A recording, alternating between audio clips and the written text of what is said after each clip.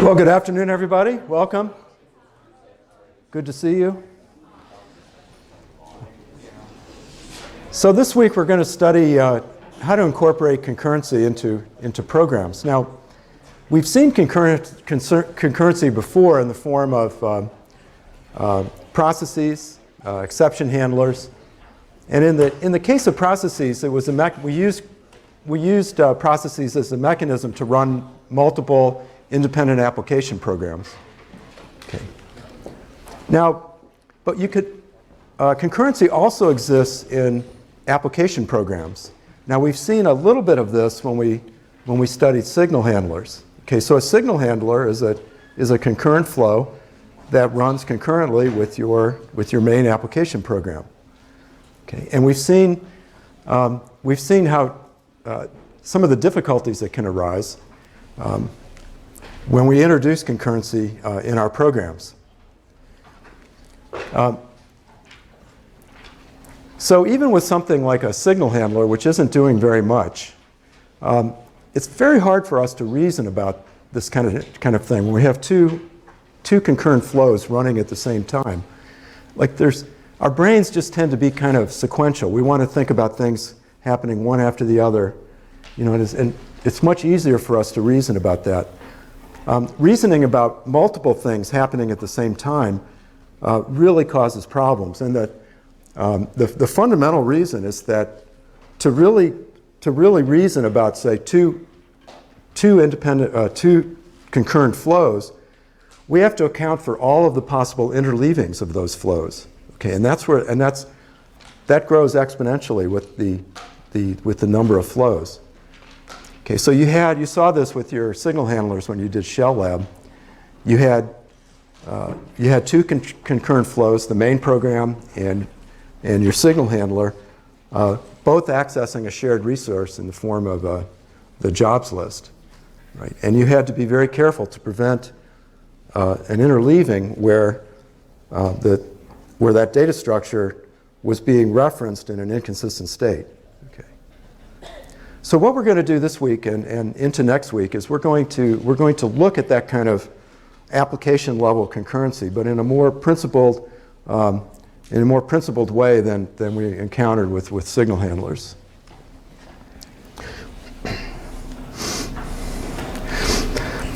So as soon as you have multiple flows accessing shared resources, all kinds of bad things can happen in your program, and these have been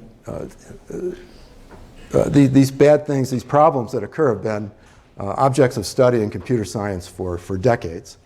But the kinds of things that can happen are races, which we've seen when we did the Shell Lab, where the outcome, whether a good or bad outcome, depends on some arbitrary scheduling decision, right? In the case of, one of the races we saw in the case of a shell was the case where a child, just because of a scheduling decision by the kernel, runs and finishes before the parent has a chance to add that child to the job list. Okay, so that's a classic example of a race.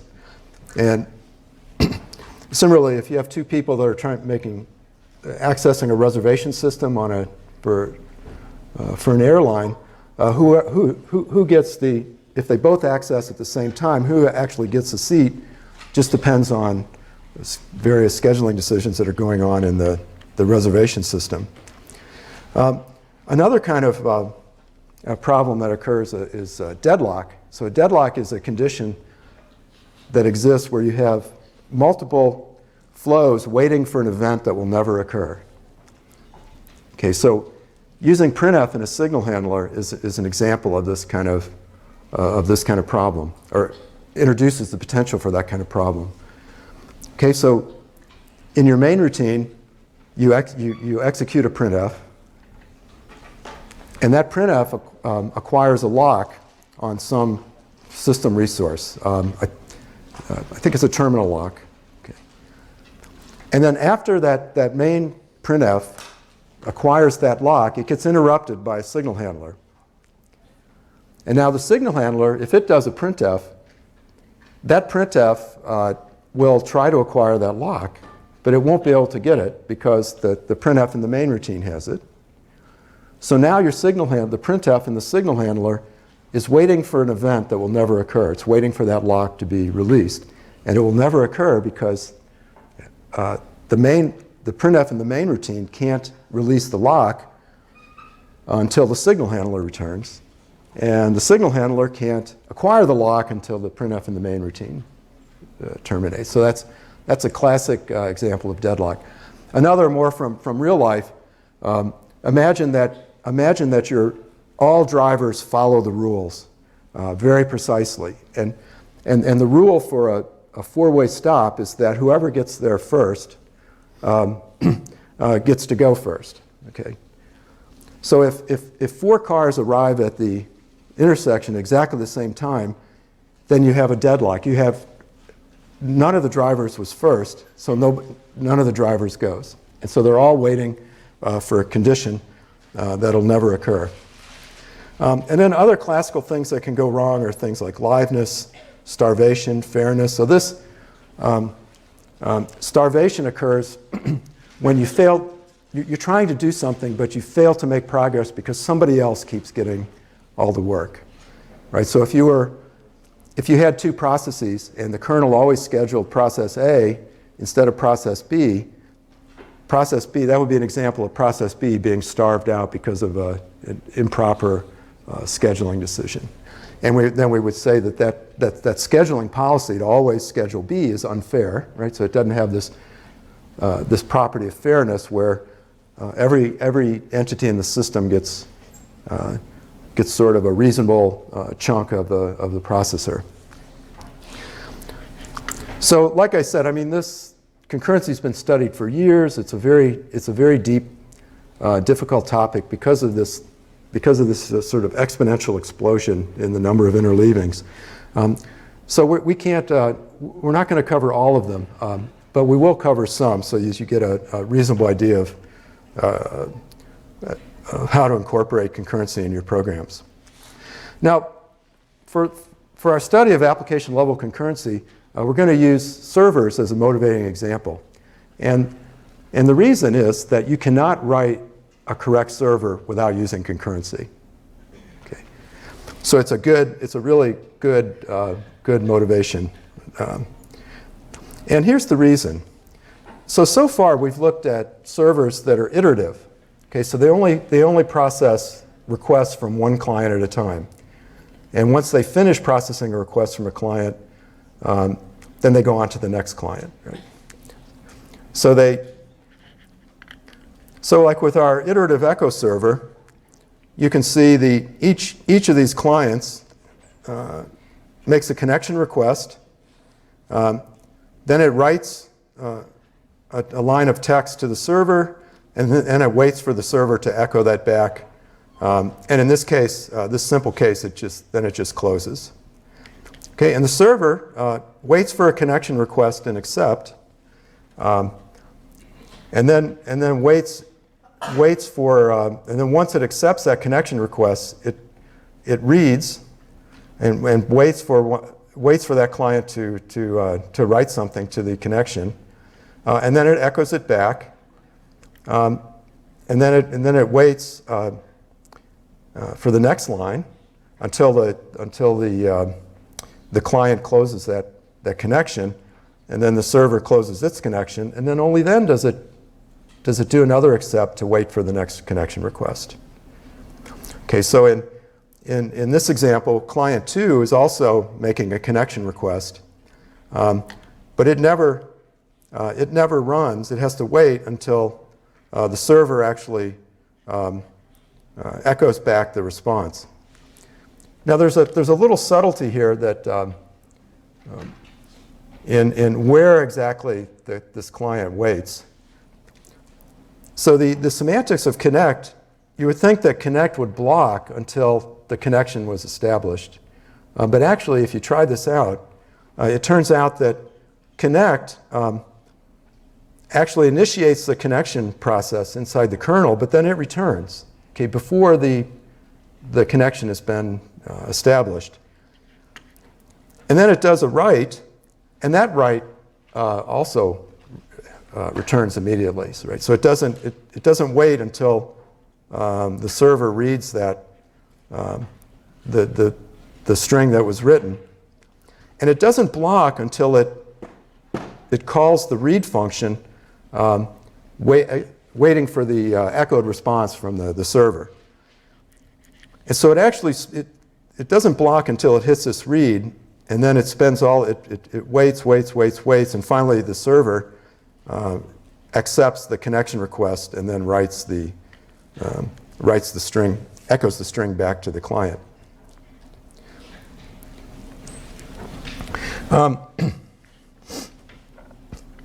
So the call to connect actually returns immediately, and it exploits this feature in the kernel that can queue up these connection requests. Okay, so the kernel now is going through all the process of setting up the connection, but the application program continues. And then the write inside the client doesn't block because the kernel can also queue up the data that's written. So it'll queue it up, remember that it was written. When the connection actually gets created, then it'll send that data along. But there's no way to avoid the read from blocking, right? A read can't return until it gets some data. Okay, so read has to block.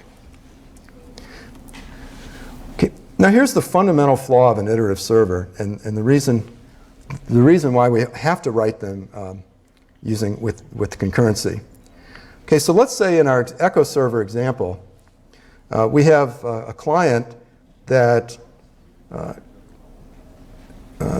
creates a connection, or requests a connection. It's accepted in the server, does the write. The server echoes back one string, and then the client blocks again, or instead of doing the next write or closing the connection, the person, the user goes out to lunch and never types in a string to the echo client. Okay, so at this point, the server calls read, and then it blocks, waiting for this user to type in something, and so that the client can send it to the server to be echoed. But the user's gone, gets hit by a truck, who knows. Anyway, so this read then blocks for an indeterminate amount of time, right? And while it's blocking, client 2, which also wants service, it has to block. Okay, so now you're in an untenable situation where one client has sort of totally affected all of the other clients in the system, and none of the other clients can get service.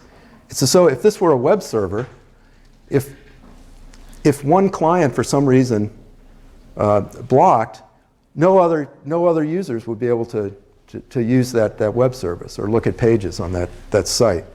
So obviously we can't have this. Okay, so the solution is to write a concurrent server instead of an iterative server, where we'll have a separate concurrent flow handle each client's request and interact with each client. So now if one client for some reason is slow or misbehaves or blocks the system, other clients won't be affected because those clients will be handled by concurrent flows. So there's several ways, a number of ways to create these. Yes? For an iterative server, could it queue up reads from multiple clients, from like say 4 or 5? If there are other clients trying to connect in and send their writes over, could it queue up all of those? It actually could, and in fact, that's a form of concurrency. Okay, so the question is, could the server queue up requests from clients? It could, but it would. No, I guess actually it would have to queue up. It would somehow have to accept those connections, right? So so that wouldn't work. So somehow you'd have. Since the accept calls are iterative, sequential, there's no way to get data from those other clients.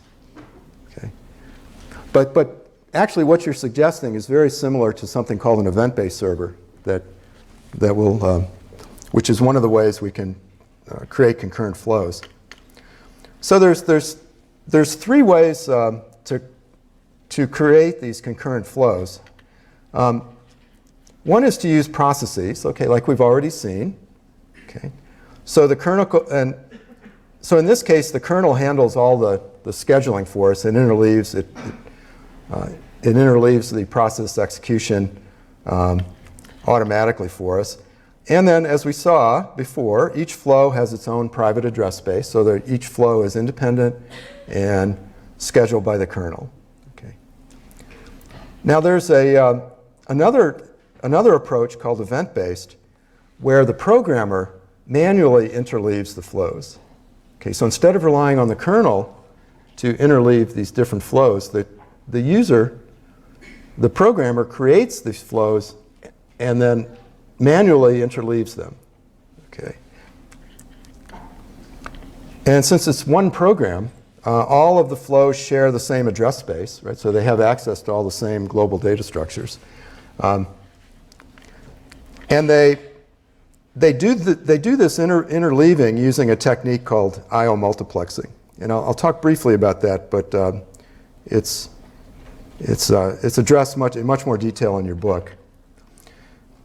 The third approach, which is kind of a hybrid of process-based and event-based, is thread-based. So you use each of these flows is implemented using something called a thread.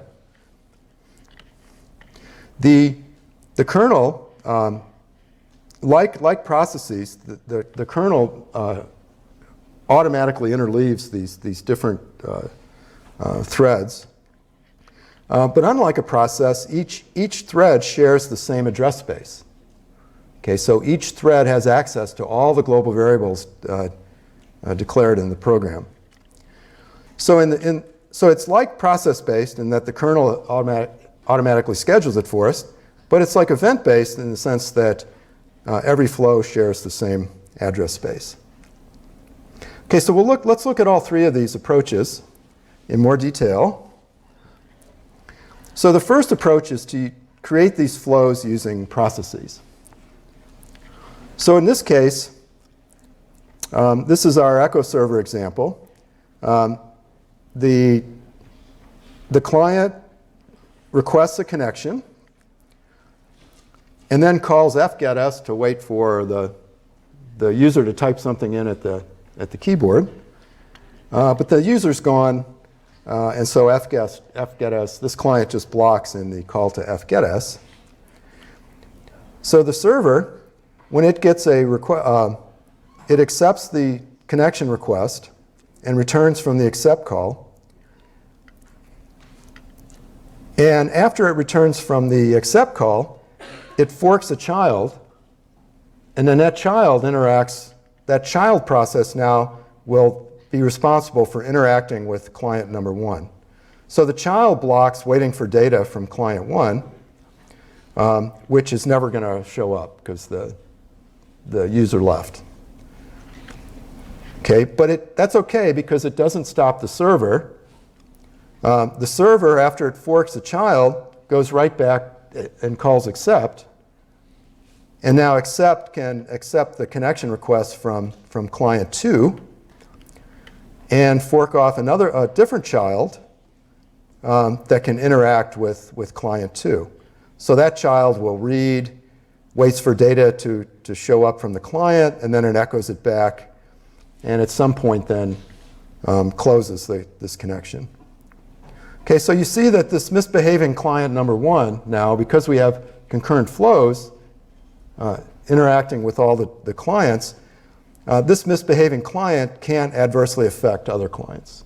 Okay, so now and this idea of creating concurrent flows to interact with clients is fundamental. You have to do this in order to have a sort of a working server implementation.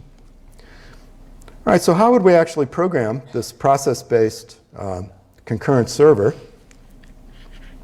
It's actually surprisingly compact, right? So we're going to pass in argv, we're going to pass in a port number that we want this server to listen on. We've got a listening descriptor and a connected descriptor. And then we've got a length and an address field.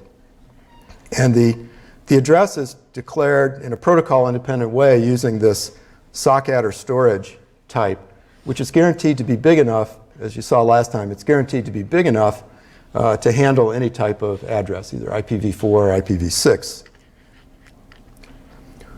Okay, so we install a SIGCHILD handler, and then we use the open listenFD call from your textbook to create a listening descriptor on the port that we pass in as the argument to this program. And then the server goes into a loop, and in each iteration, it gets the size of the sockadder storage type and puts it into client len, and then it calls accept with pointers to the client's address and client len, using the listening descriptor that was returned by open listenFD. The accept call, after it gets a connection request, it returns with the address of the client that made at the other end of the connection, along with the true length of that address. So in the case of IPv4, it'd be 4 bytes. And then the accept returns this connected file descriptor that the child that it can use to read and write and interact with that client.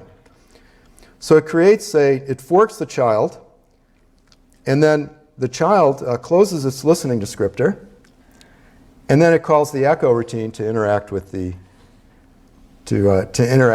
client. And when the echo routine returns, the client closes its connected descriptor and then exits. And so this close isn't absolutely necessary, but we just did it to be careful. Okay, now the parent, and this is important, closes the connected descriptor, because it's not going to use that connected descriptor. Only the child will use that connected descriptor.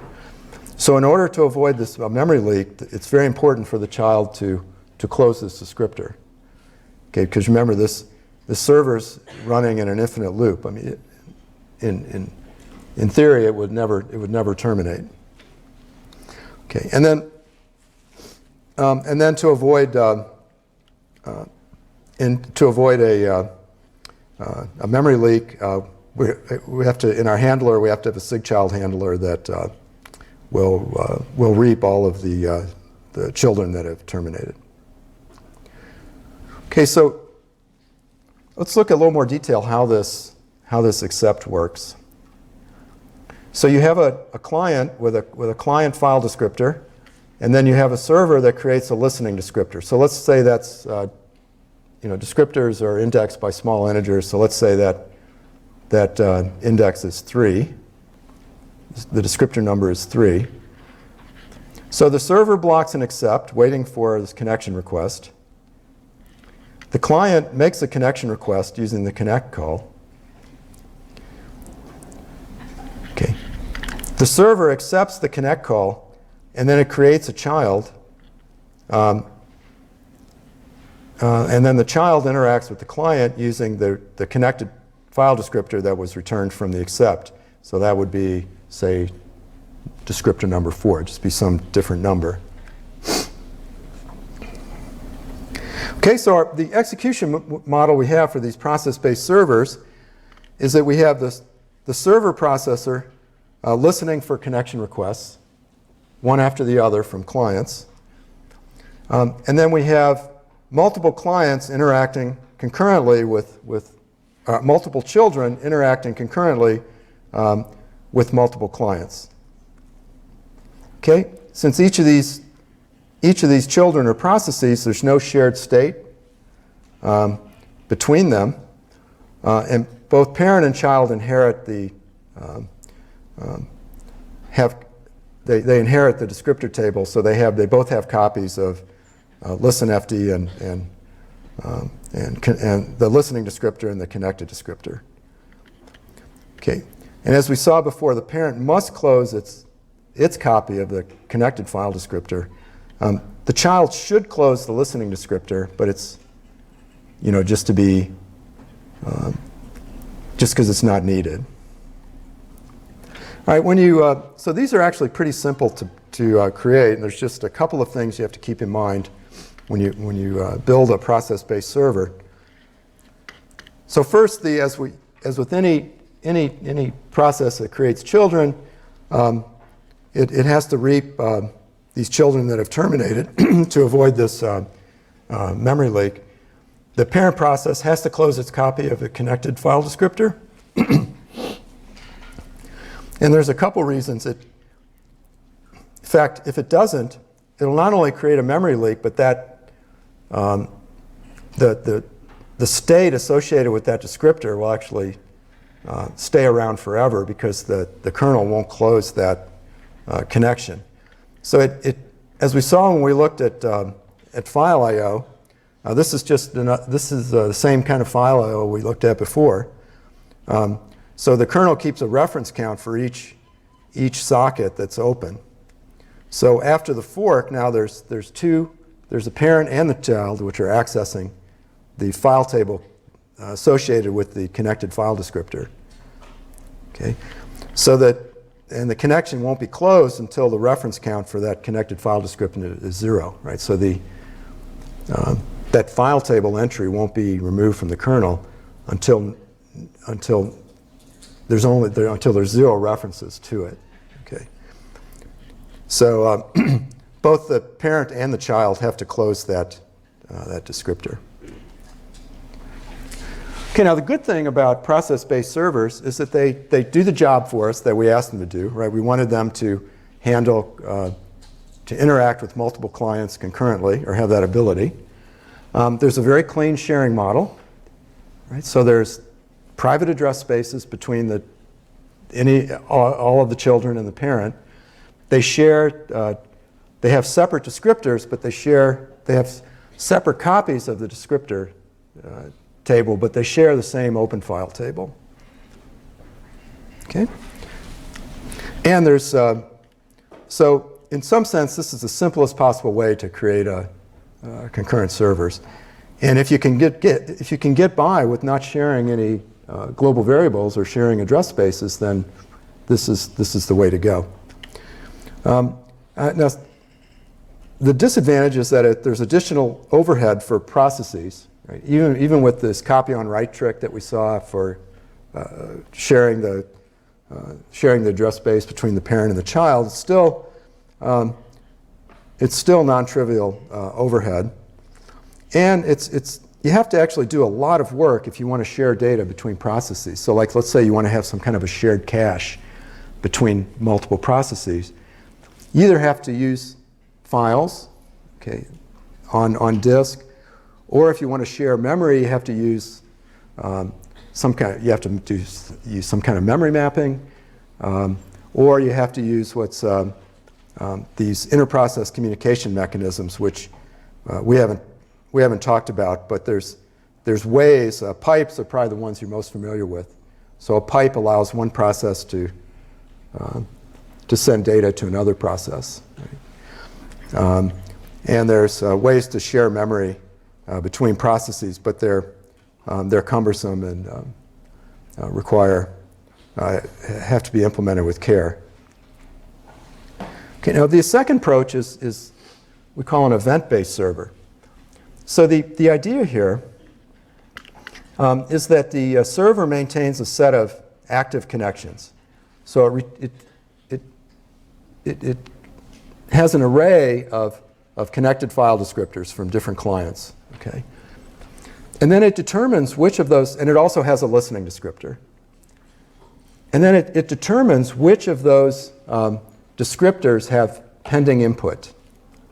And it determines this using a system call called select or epoll. There's several ways to determine this.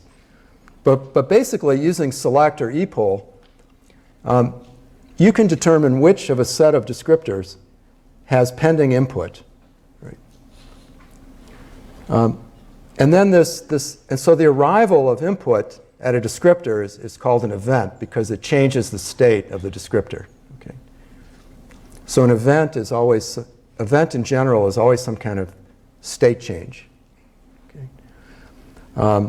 So in this case, when data arrives on a socket, that's a change in the state. So there was no data before the event. After the event, now there's data that the server can read.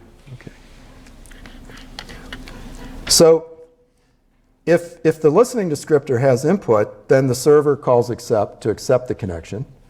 And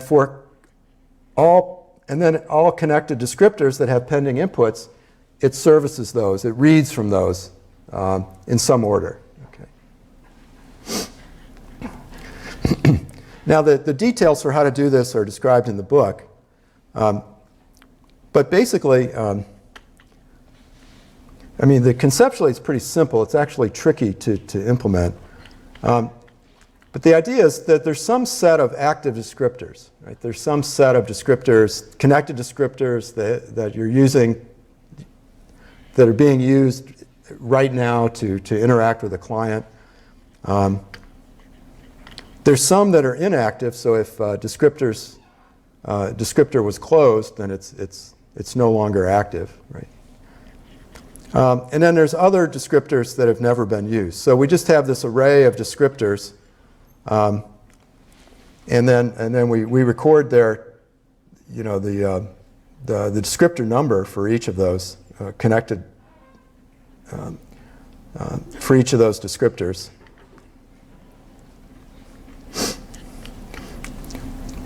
And then using select or epoll or some other mechanism, we somehow determine which of those active descriptors have input, and then we service each of those. In the case of listenFD, by calling accept.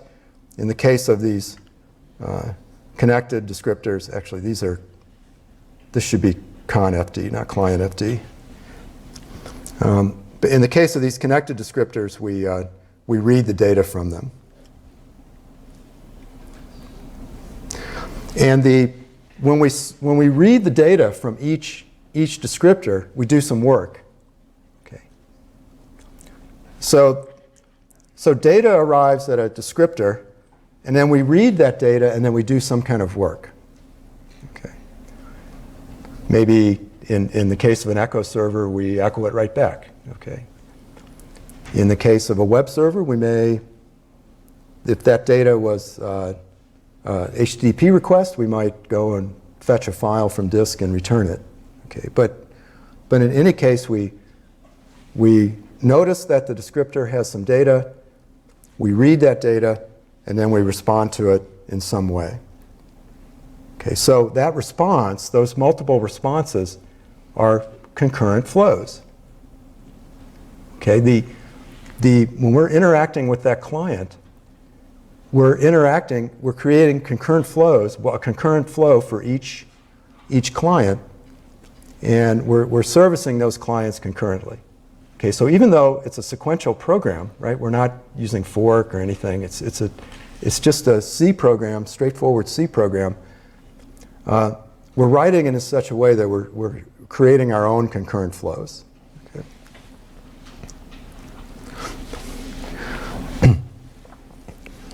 So there's, as with any approach, there's advantages and disadvantages. So a big advantage of event-based servers is that it's just it's one process with one address space.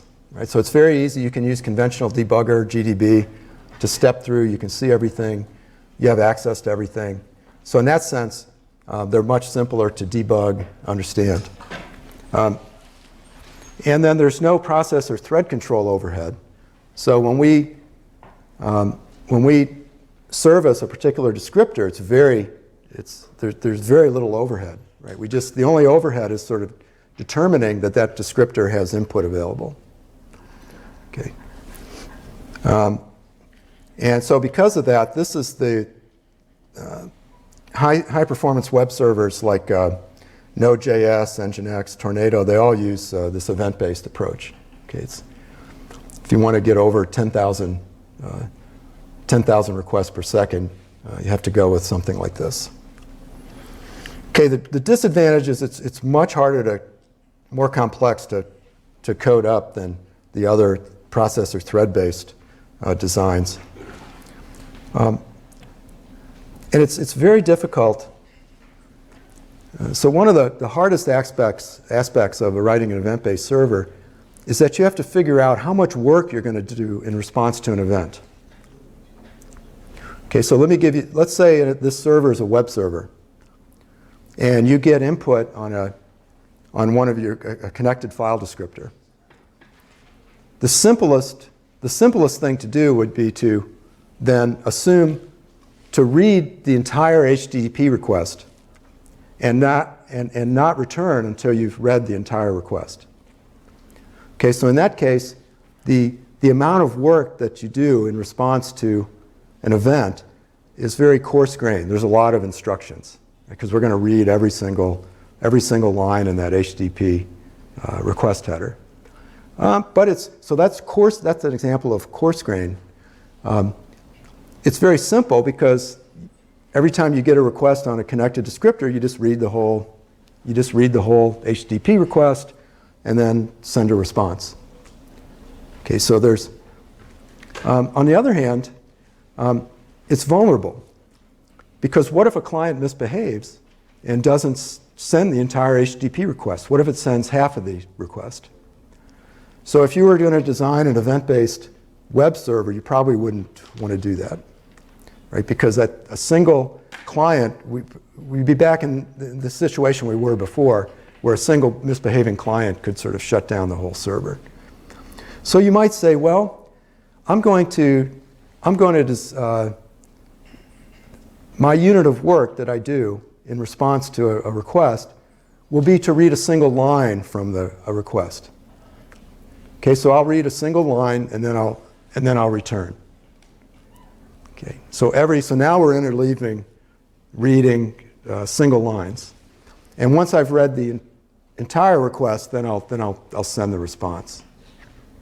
So that's better, right? So a misbehaving client, if it's sending like whole text lines at a time, even if it stops halfway through, we'll still be able to make progress and service other clients.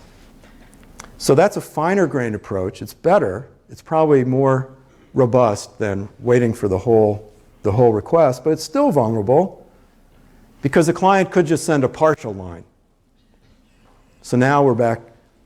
So really, the only way to write a robust event-based web server is to be able to handle partial lines. Just read when there's data available on a descriptor, you just read whatever data is available. You remember how much you read. If it's not a whole line, you somehow have to remember that. You have to buffer it, remember it. So now it's getting really complicated, right? But that's the price you pay for this low overhead, sort of easier to debug kind of model. And then another disadvantage is that you can't, since it's really a sequential program, right? It's one C program.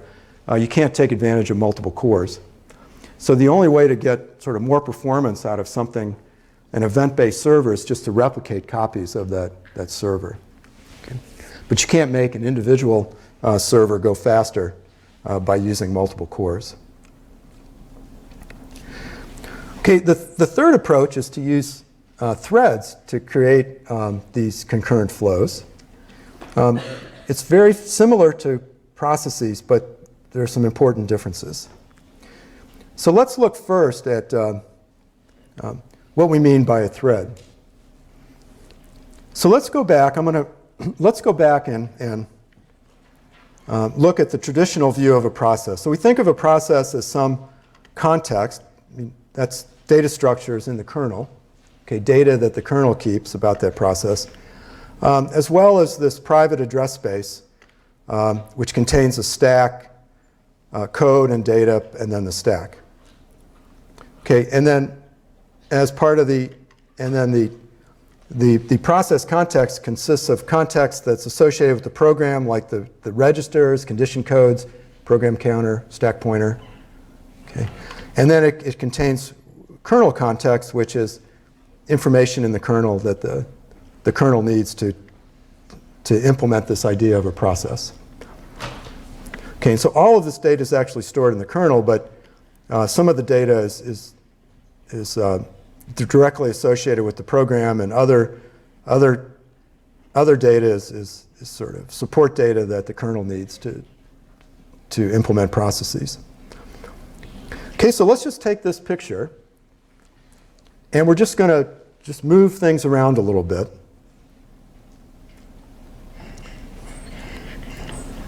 So what I've done is I've taken the stack off of this virtual address space and sort of pulled it out along with its stack pointer and the context that's associated with the program. So the data registers, the condition codes, the stack pointer, and the program counter.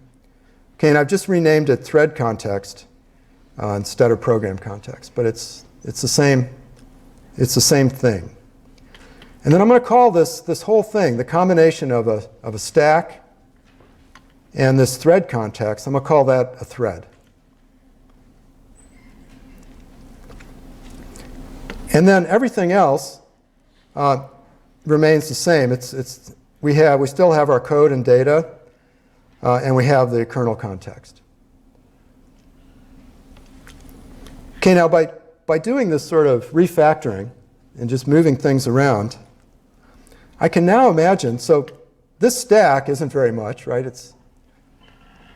So there's this stack space, and then there's a little bit of data here in the form of some registers and some things to be stored, but this is a fairly small amount of data. Now, when I refactor like this, now I can think about there being multiple threads associated with the same process if I just keep different set of data, thread context for each thread, and then a separate portion of the stack that's associated with that thread.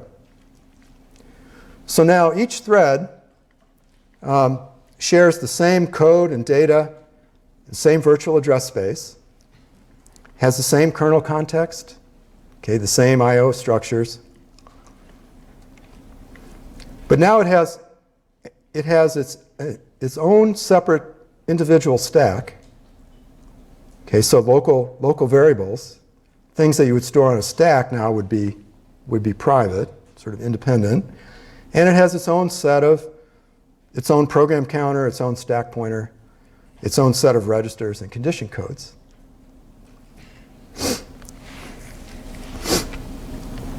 And then the one difference now is that each thread, instead of, there's still a process ID for this process that's part of the kernel context, but each thread now has its own thread ID as part of its thread context. Okay, so now the kernel can just treat each of these as separate flows, right? There's a separate, so it's just like a process now. The kernel can remember where each thread has its own program counter, but they're running code out of the same code section in the virtual address space. So they're sharing code, sharing data, but they have their own program counter, so the kernel can create each of these threads as a separate flow of control that it then schedules just like it does a process, or in a similar way that it does as a process. But the difference is, the reason that 4 threads in the first place is that when the kernel wants to context switch from one thread to another, there's not that much information that has to be saved and restored. It's just a small amount of data. So the kernel has to save the data thread 1 context in some data structure some way, and then restore the context for thread 2. But we're talking about a very low overhead kind of operation, right? It doesn't have to mess around with page tables, virtual address space, or any other of the process context.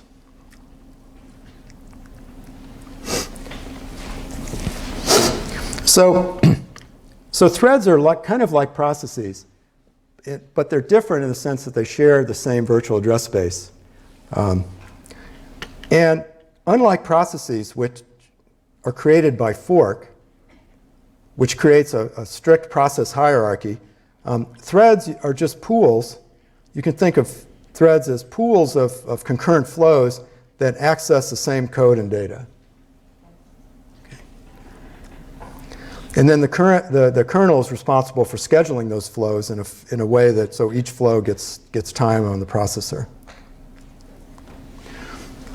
So much like processes, much like concurrent processes, we say that two threads are concurrent if their flows overlap in time, otherwise they're sequential. So this is the exact same example that I showed you when we looked at processes.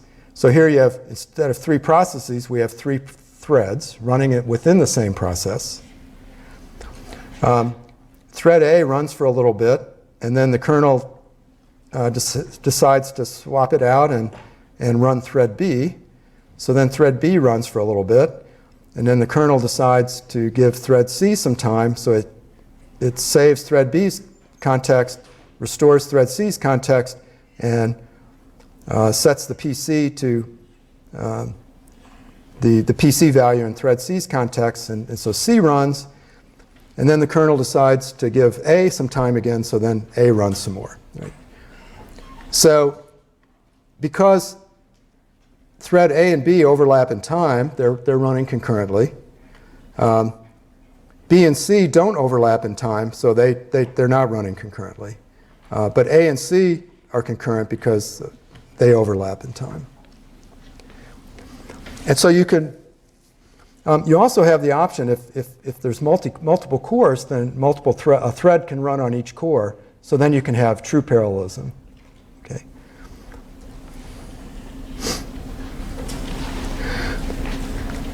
Okay, so like I said, threads and processes are similar ideas, but in the sense that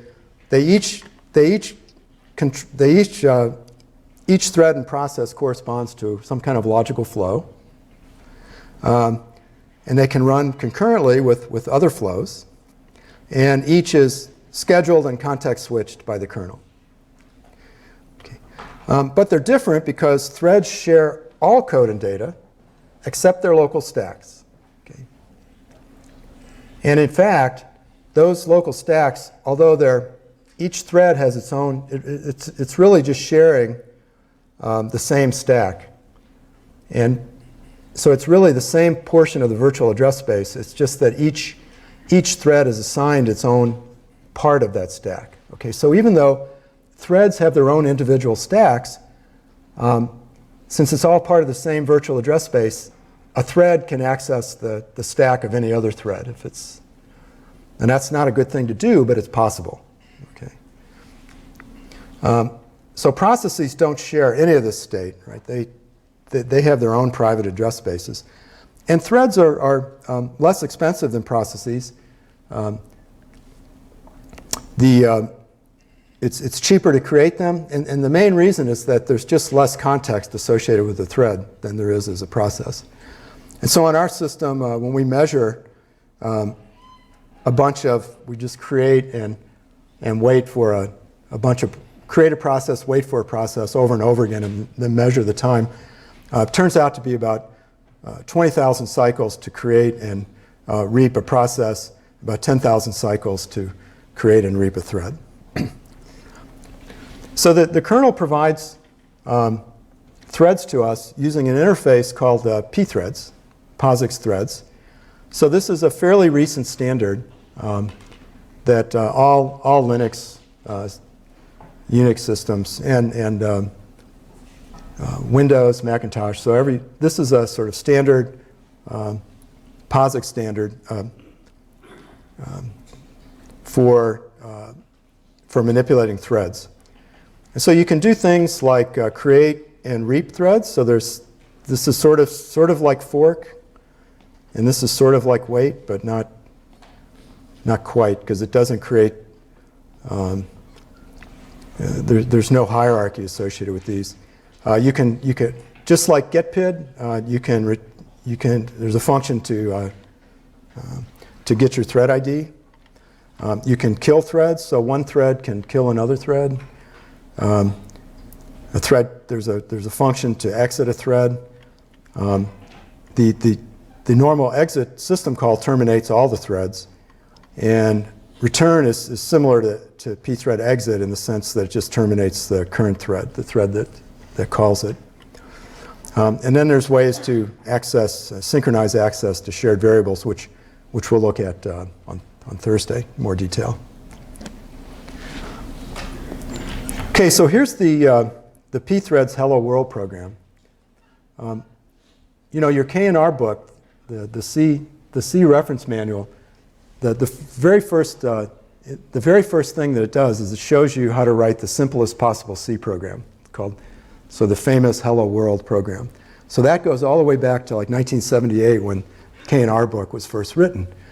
But that's caught on, and whenever we learn a new language or we learn a new concept, we always write the Hello World program for that concept. So the Hello World program for threads, this is the simplest threads program that I can think of, so I call it the Hello World program for threads. So this program defines a function. So in POSIX, a thread is executed by executing the code in a function called the thread routine. Okay, and POSIX imposes this thread routine takes a generic pointer as an argument, optional generic pointer, and it returns a generic pointer. Okay, so anytime if you want to pass anything to a thread, you've somehow got to pack up all that data into a single object that then you can take an address of. Okay? But you can see that this is extremely general purpose. So our Hello World program creates a thread by calling pthread create. And we say instead of a child, we call this a peer thread. Okay? So that there's no parent-child relationship. Any threads can reap other threads, whether they created those threads or not. Okay, so you don't have this strict parent-child hierarchy. Pthread create creates a thread that executes the thread routine in this third argument and returns the thread ID of that thread in the address, in the integer pointed at by the first argument. The second argument is set up. There's ways to set attributes of threads that are beyond the scope of this course, and we'll always just have those null. And then this fourth argument is the optional argument that you want to pass to your thread routine. Okay, so in this case, we're saying call the thread routine that's called thread with no arguments. And then our thread routine just prints out hello world, and then it returns. In this case, it doesn't return anything, so it returns null. But if we wanted to return something to the calling program, we could have returned something, a pointer to some generic object. Okay.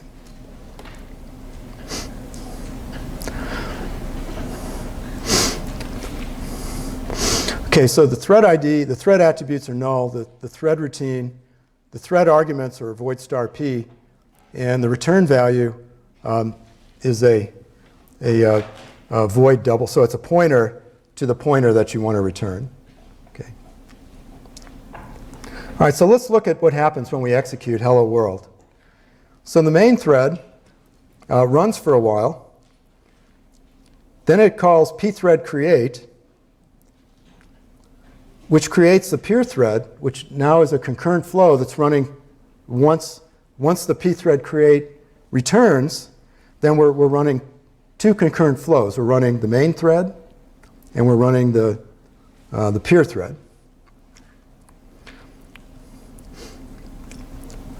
And so in this case, our hello world waits for the peer thread to finish by calling pthread join.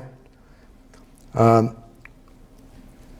peer thread, after it calls its printf, it returns null, which terminates the thread. At that point, the pthread join returns, and the main thread continues. Okay, so using these this create function, how would we write a thread-based concurrent echo server? And again, it's very similar to the way we did it with the process-based design.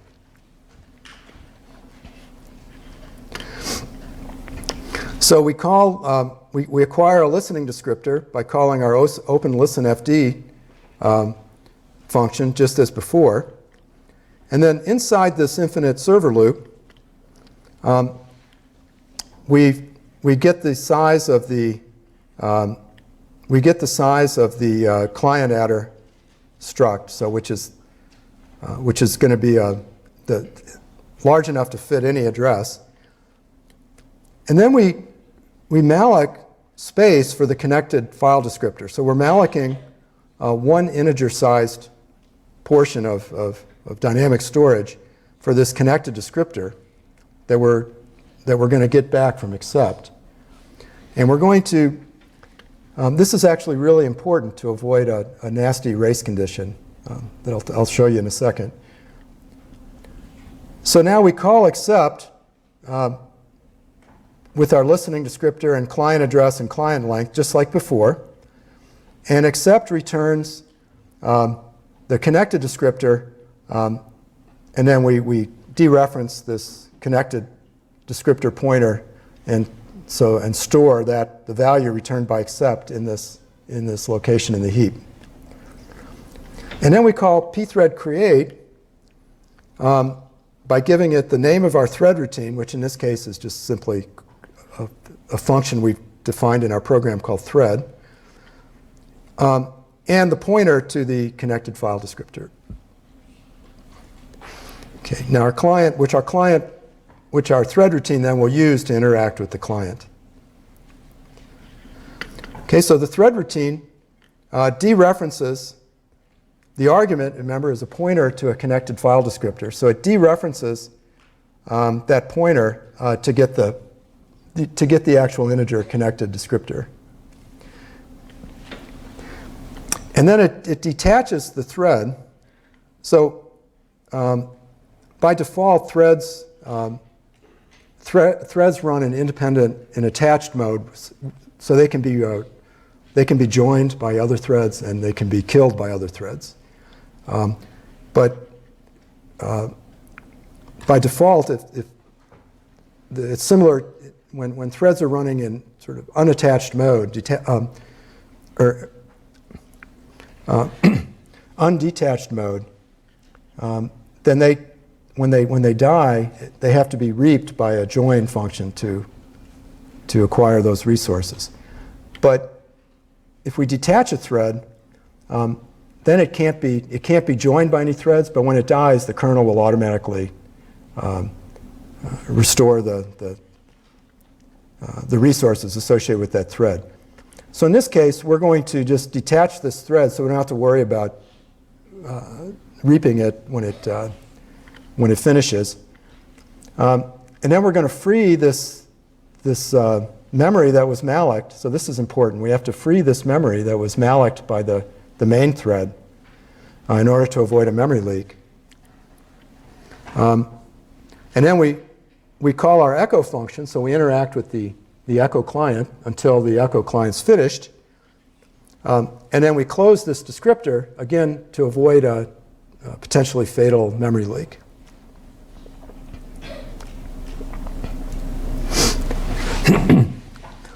So this thread-based execution model is very similar to the execution model that we saw with processes. So we have a main thread that's listening for connection requests, or waiting for connection requests via accept. And then we have, for each client, we have a peer thread that interacts with that client using the connected descriptor that was passed in when we created the thread. And then each thread has its own, since it has its own stack, it has separate space for its local variables. Okay, and this is really the powerful thing about threads now. We can, with these things, by declaring these local variables, we can create threads that won't interact with each other and can run independently. Yes? So I'm just curious, is there ever a time where you wouldn't want to run in detached? It just seems like you'd always want to be detached. I guess, yeah, the question is there any time you wouldn't want to run detached? So when you run detached, you give up the power to kill other threads. So I don't know if it's hard to come up with a good example, right? But if you wanted the ability to be able to terminate other threads, maybe if you were running a pool of like worker threads, and at some point, I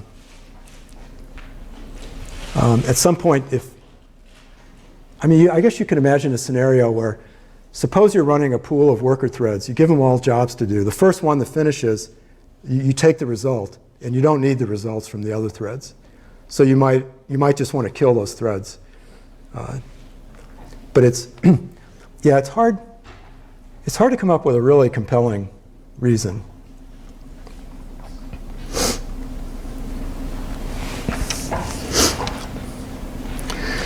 Okay, so there's a few things to think about when you're writing thread-based servers. So the first is that you need to run detached to avoid potential memory leaks. I'm sorry, I forgot this word. So the opposite of detached is joinable. And so joinable threads, like I mentioned, can be reaped and killed by other threads. Detached threads cannot, and their resources are automatically claimed on termination. So the default state's joinable, and you have to use this detach function call to make the thread detached. The biggest issue with threads, though, like the beautiful thing about threads is that you're sharing the same global address space, so it's very easy to share data structures. If you had multiple threads, if you had a web server, concurrent web server that was built with multiple threads, it'd be very easy to implement a cache that all the threads could use, right? Because they're all sharing that same virtual address space. But the thing that makes threads so nice, the ease with which you can share resources, is also the thing that makes them very tricky to deal with. So as soon as, just like we saw with our Shell Lab handlers, as soon as you have multiple flows accessing shared resources, you have to be very careful. It's very easy to make mistakes, and it's very easy to, or it's possible to share resources in unexpected and unintended ways. For example, if one thread passes the address of a local variable on its stack to another thread, then now the called thread now has access to the caller's thread, and there's nothing to prevent that called thread from manipulating local variables on the caller's stack. Okay, now that would be a very bad thing to do, but it's possible. You might forget. You might forget that the variable you're passing is a local variable and not a global.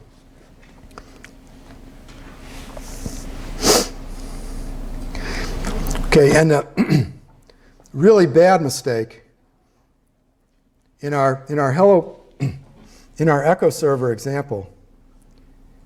So we were very careful to malloc space for this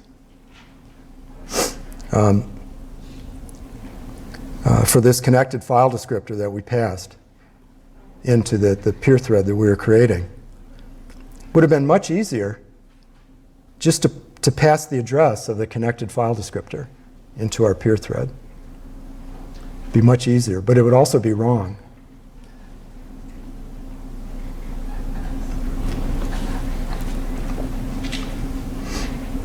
Can you see why?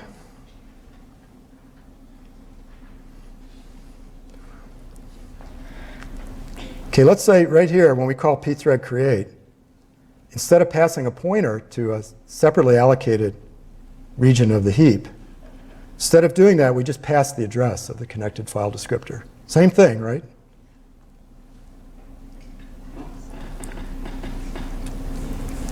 Okay, and then in our thread routine, we dereference that pointer to get the connected file descriptor. Okay, if we just pass the address of the connected file descriptor, it's really bad. Can you see why? Yes? That address points to a variable that's on the stack of the original thread. It does. Okay, that's true. And why is that bad? I mean, just The original thread could return before this is called, so it could be freed already. that's right. So what this is assuming, this by passing the address of this connected file descriptor, we're introducing a race. Okay, and the race, what we're assuming that the peer thread will be able to dereference that pointer before the main thread goes back up and gets a new connected file descriptor. Right? So what happens, right? We can't, in a concurrent system, we can't make any assumptions about how the kernel is going to schedule things.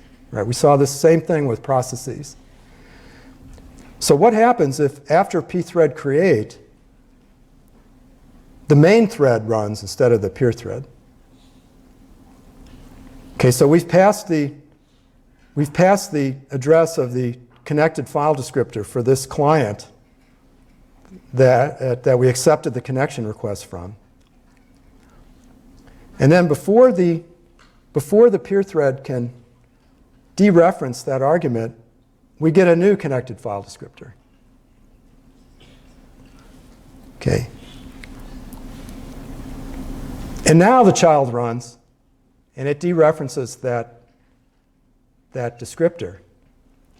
But what it gets now is the descriptor that's corresponding to the second child, not the first child. So now we have two threads talking to the same client using the same descriptor.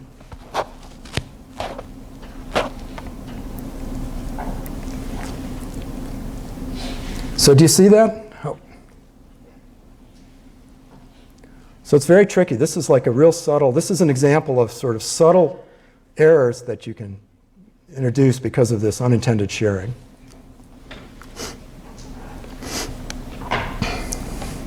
And it's caused, the root cause is, as you correctly pointed out, is that they're both sharing the same memory on the caller stack. Yes? You're saying the malloc is essential, right? In this case, what you could do, there's another thing you could do. You could just pass the descriptor itself. Okay, so you could just cast the descriptor to a generic pointer and just pass that. And that's just kind of yucky, though. That would work. Because instead of dereferencing it, the child would just use it directly. Okay, so good. That's good.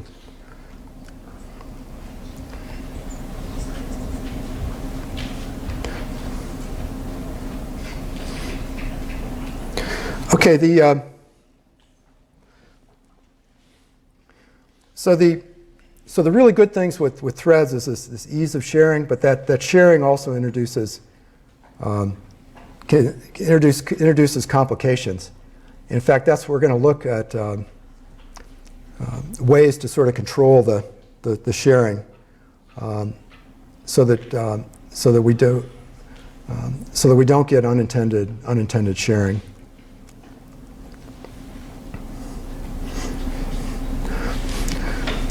Okay, so to summarize the approaches to concurrency that we've looked at, we have process-based concurrency. So it's hard to share resources, but it's easy to avoid unintended sharing. So in some ways, it's safer and easier to program. Event-based, so it's very low level, it's very tedious. You have to be very careful about how the granularity of the work that you do in response to events. But you have total control over scheduling, so you can decide which descriptors you're going to service and in which order. Since it's a single flow of control, you can debug it with a debugger, but it doesn't make use of multicore. So there's a handful of trade-offs there. And with thread-based systems, it's very easy to share resources, but that sharing can create problems of its own. It's fairly efficient compared to processors. You don't have much control over the scheduling, so just like we saw, you can't really control which threads get executed in which order. And it can be difficult to debug because there can be races that occur very rarely, very infrequently, and so the probability of sort of creating one of those race conditions is difficult. Okay, so that's it for today. Tomorrow we'll look at thread-based servers in more detail and how to write thread-based systems efficiently and correctly.